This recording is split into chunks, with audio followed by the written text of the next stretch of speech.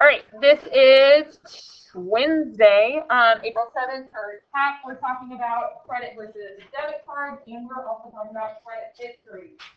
We're going to spend 2 seconds going over homework.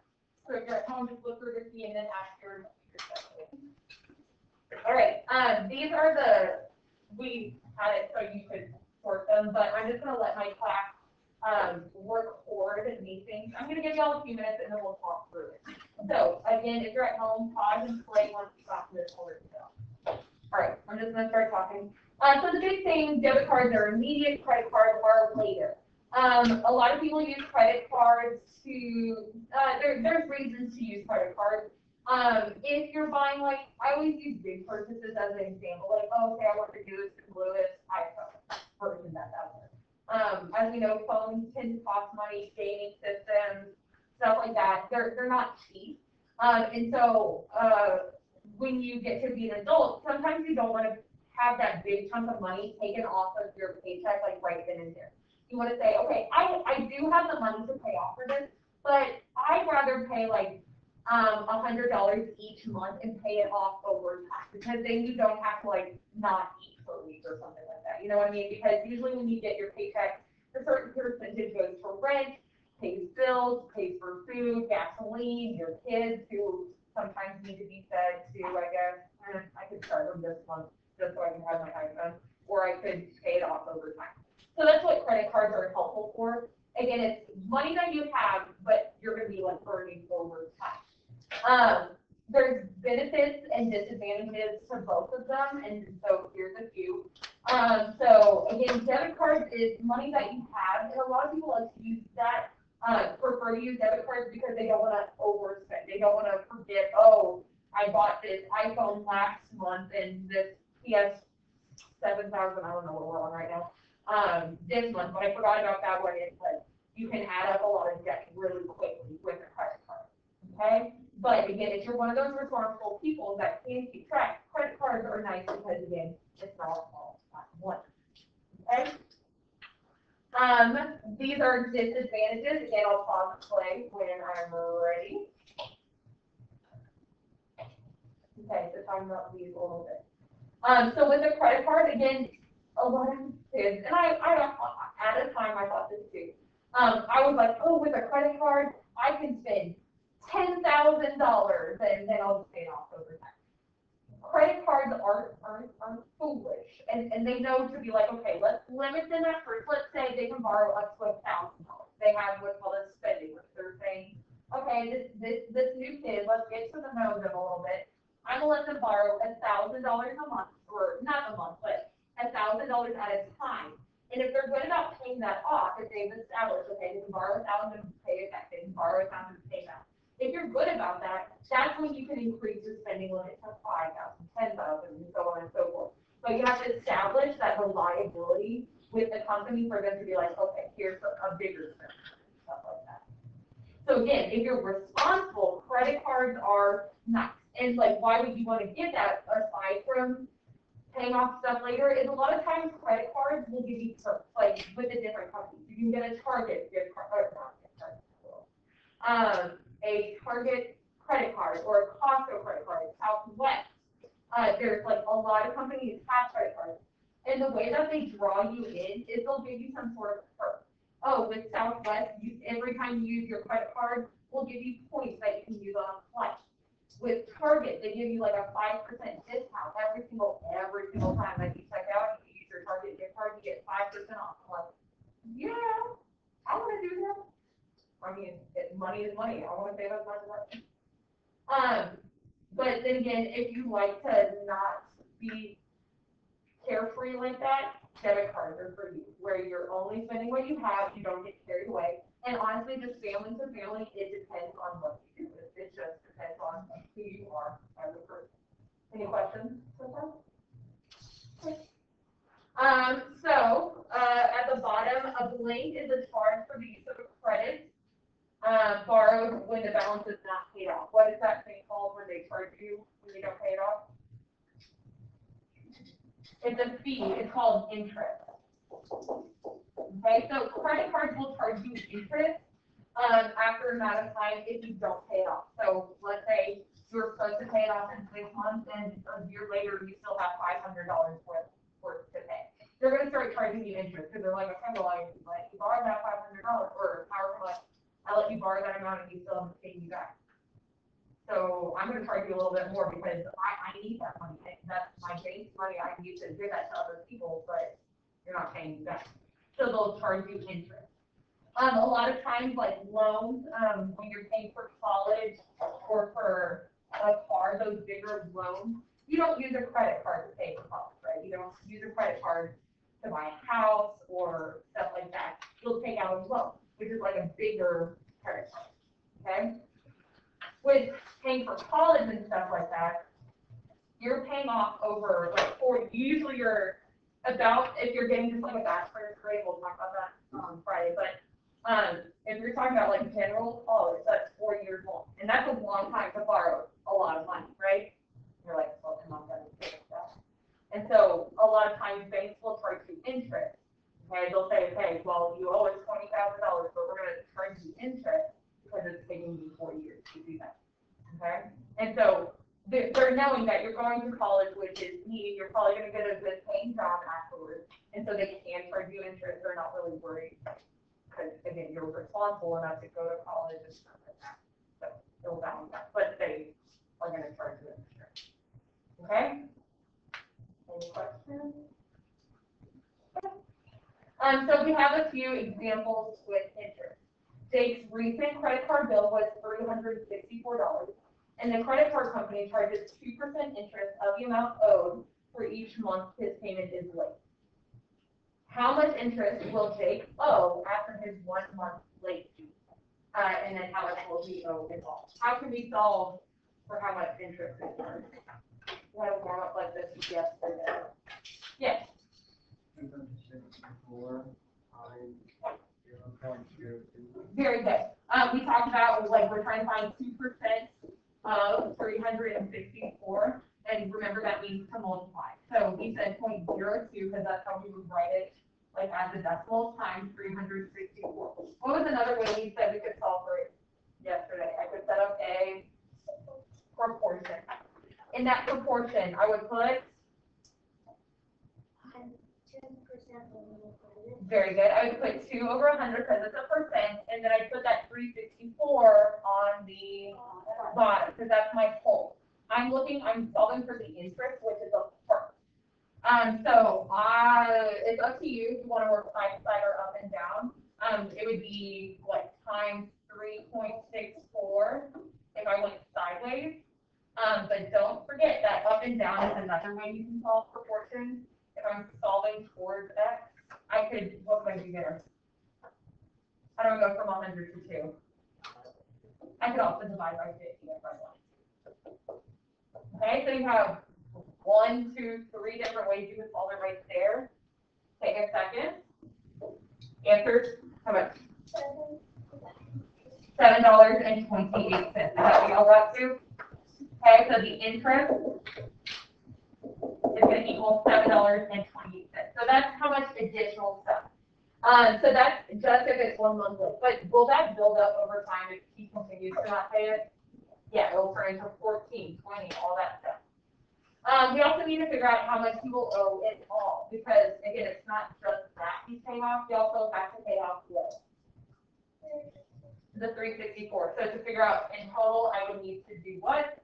Add those two. So this is what 364. I'm going to add it on to that. So 728.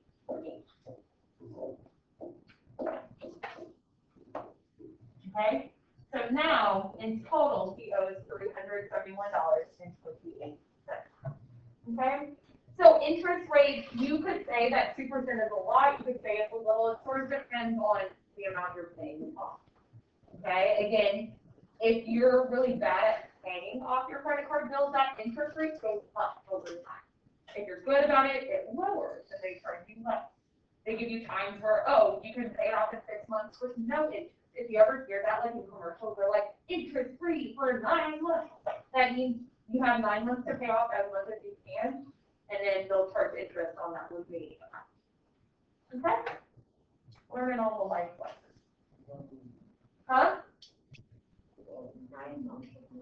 Well, I don't know. It depends, like different dealers have different, like. What's card so dealers. hard? Huh? What's so hard? They work so hard? No, the world is so hard. Yes, it is. Awesome. I know. Now, y'all want to learn all this stuff, and then here comes the fun stuff. Bills, world, much neat. All right, so we are going to determine the effect of using a debit versus a credit card. And needs to pay off a fee to participate in for soccer league. The fee is $25. If she has $122.50 in her checking account, let's figure out what would happen in each situation. So a debit card versus credit. All right, so what are the effects if she uses the debit card? What's going to happen? It would be paid immediately.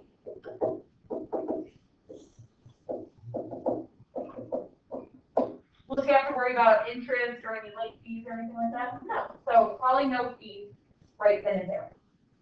If she uses a credit card, what's going to happen? She can pay it off over time.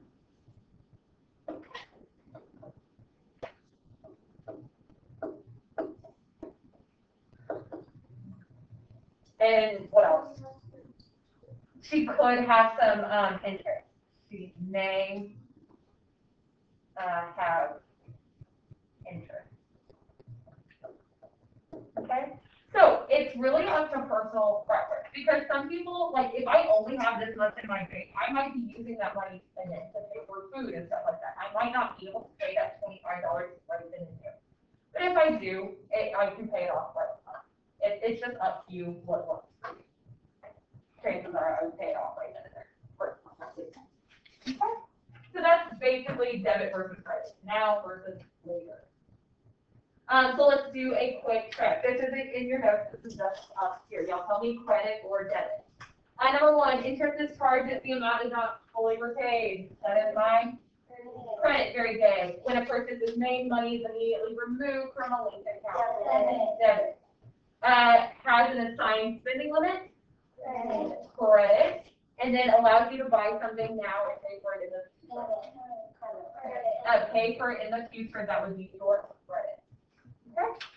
Those are the big differences. Now we're going to go dive deep more into credit history, credit reports, credit scores, and all that stuff. I'm going to give you a little bit of time to read through this. This is 4 credit scores based on each person's credit history. Okay, there's different scenarios and situations. And it gives details on the car loans and the car loans they were offered. What I want you to do is read through those and like have a conversation with yourself on, oh, what do you think made this one be lower versus higher? Was it open accounts, stuff like this. So before y'all get into reading it, credit utilization is just how much you use credit, like your credit card, credit score, whatever, how much you use it. Credit inquiries are people looking into your credit score. So this could be credit card companies that you have said, oh, I want to buy this and that and this and that. Okay, that's what credit inquiries are. Take a few minutes, read through, read that up. So writing down like all these different things. So what is credit history? That's like talking about your likelihood. I don't know if I'm spelling this right. It's a likelihood. Chances. Let's do that instead. Chances of paying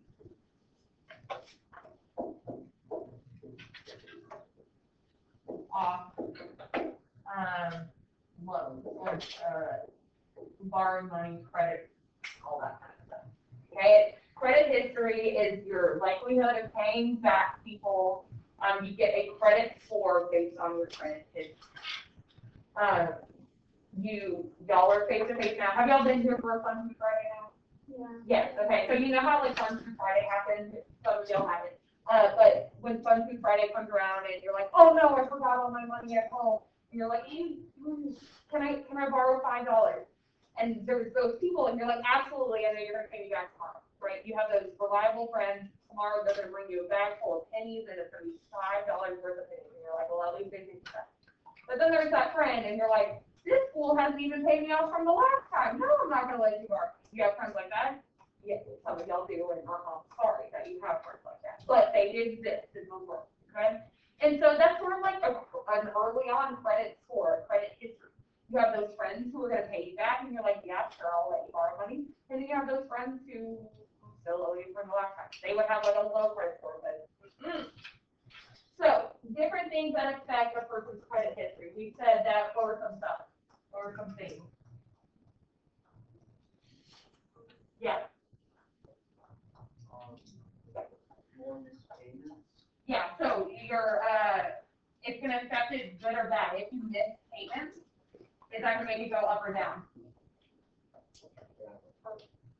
If you miss payments, is that gonna be good for your score or bad for your score? Bad, so it's gonna make it go down. If you have lots of open accounts, is that good? If you have a lot, is that gonna go up or go down? If you have, the more you have, the further down it will go. If you don't use your credit card a lot. So let's talk about credit utilization. Credit cards want you to use them because, again, you're establishing that trust. If you've never opened a credit card, or used a credit card, companies really don't know what to do with you. They're like, hey, like, are they sketchy or are they not sketchy? Okay, so you want to use those credit cards at least somewhat. So I know a lot of people, when they first get their credit card, they just use it for like groceries. Those aren't big ticket items, but it's something that's consistent. You use it weekly and you pay it off weekly, and it establishes that you're consistent about paying it off and doing all this stuff.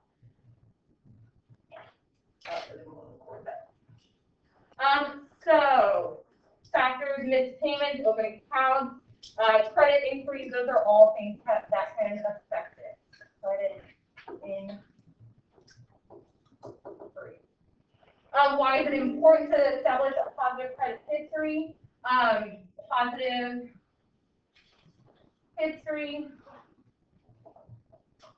that will give me a better credit score. Want to have a better credit score, that can mean lower interest rates. It can like increase my spending limits. It increases my likelihood of getting loans. There's lots and lots of things. Okay, but you want to establish that positive history so you get approved. Yeah. This one's inquiries. Inquiries. Okay. Again, that's when people look at. So when like I went to Star Furniture, they looked into my, that was a credit inquiry because they were looking into my credit score. Again, because I didn't have one, they said no. Okay, my credit is fine. All right, ready? So just a little bit more. I'm not gonna. You don't have time to Google this. If you're at home, you can Google this on your own time and see what you can fill in. I'm just gonna fill this in for them. So what all is on a credit report? It is a record of your credit history, which we've been talking all about. Some things that are on that credit report. The first thing is your identity. Do you think there's more than one John Smith in the world? Yes, there's probably hundreds. When you think about, all the people who are named after like their mother or their father, you know, like there's James Blunt the third, and the second, and the first. That's a lot of people named the same name, right? So they have to be able to tell which one's which because they're all going to have different credit scores. Maybe your dad is reckless with his money, and you are responsible. Okay, so they have to identify. It is going to have your current, current credit, existing credit.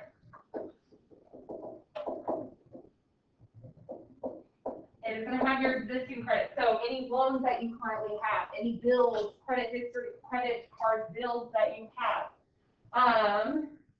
any mortgages, car loans, student loans. So like if you're currently paying off college bills and car bills, they're going to know about that because they know that some portion of your money is already getting allocated.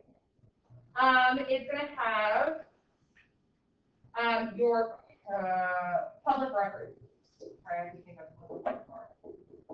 Okay, so this means if you have their addresses, they will know. Because do you think if you're a sketchy person, they're likely to give you a loan? If you're robbing banks, do you think that they're going to be giving you a loan? Probably not. Okay, that doesn't mean no. Because again, people make mistakes and these things are life. But it's going to go into, okay, they want to know that ahead of time. Okay, and then it's also going to have the inquiry, as we mentioned, inquire. Because they want to know who's looking into this person. Are they spending money with 6,000 people? Okay. Just a little bit more. So, why does it matter? What can it do for me? It can get me approved for credit cards, approved for rent, rent at an apartment, or I can buy a house, qualify for a car loan, get a better interest rate. We like low interest rates and getting good car insurance rates. When I was in college, so again, when you'll start driving, you get put on your parents' insurance policy. And what was really cool is I would turn in my report card, like college is not called a report card, it's called a transcript. But my mom would have me give her my transcripts, and that would lower the car insurance for me. Because being a good student, having that responsibility in college, sort of means I'm going to be a responsible driver, I'm going to be responsible when it comes to insurance and stuff like that. So my good grades helped her save money. Okay. That doesn't work yet because y'all aren't driving it, so that's why you don't have to start a report card. But down the road, it helps. All right. What can I do to earn good credit? Pay bills. What do you think? On time, quickly, yes, quickly and on time. And you want to borrow money that you can repay, right? On the opposite side, what would mess up my credit if I pay bills late?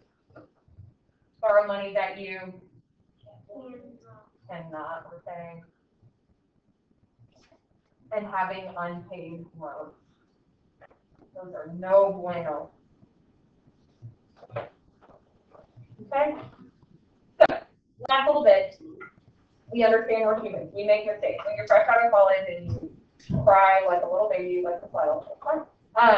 And sometimes you'll miss payments, like, especially when you're getting out of college and you're on your own for the first time, you're going to make mistakes. That's just how life is. You might forget to make a payment on your apartment, this, that, the other. Those mistakes, they do want to know about it, but they're not going to stay with you until you're 60 years old. Like, wouldn't that be, like, so sad if you had that happening? Like, a mistake you made when you were 20 and it's still there when you're 60. It doesn't stay there forever. They are eventually removed after 7 years. That's the number, 7 years.